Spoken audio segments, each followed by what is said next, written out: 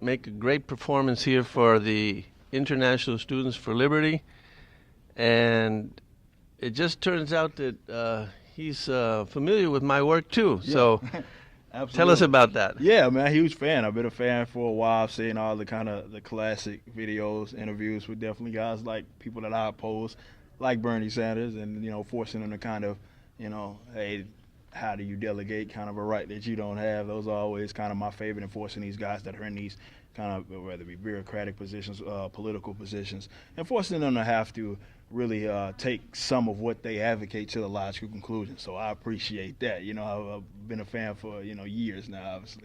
Well, that's great, and so it's always nice to meet somebody that's familiar with my work. You want to tell us about the message in the performance that you're going to do tonight? Well, and obviously me and Alex, we're here representing the band Backwards, and everybody knows that, and that's why they have us here with Libertarian leaning band, and we wear it on our sleeves. And fortunately, over the last year or so, we've had a lot of success. Been able to, perform, pretty much, everywhere, and being able to really get this message out. So obviously, it's a message of liberty. And my thing, and Alex's things, and the band's things, is that we want to make sure that we infiltrate culture. We feel like politics are kind of the downstream of culture. So when you infiltrate aspects, art aspects, entertainment, music, things like that, the politics kind of change by default. It's the lagging indicator, so to speak. So that's what we're here to do. We got a lot of fans, obviously, out here, and we're just glad to kind of do this. And this is a special set as well. Like, obviously, some people might want to see us do like all of our metal tracks, but we're gonna kind of do a little nifty kind of rap rock-ish. Give us an example of one of those libertarian verses that you're going to stick in there. Well, obviously, like the ANCAP rap, it starts off the whole a politician that easily mention a lie because he's counting you don't know the truth. Tender probably why you swiping left at the voter booth. Emotional cats vote no whack quotas bulls. It's supposed to be a polling move. You vote for who is owning you. Oh, dear. So, yeah. So exactly. I interviewed a guy from Chicago. He explained to me why they vote Democratic. He said that the hoods in the neighborhood take the people by force because they're in cahoots with the politicians, and so they deliver the votes for the politicians, and then the politicians let them operate their gang activities. Oh, it's a crooked. The whole political system and the Democratic Party's kind of monopoly on these communities are. It's very detrimental. I think a lot of people don't see it they only see it at the surface level, and they don't think critically about it kind of like that, in which that's the kind of grimy stuff that goes on.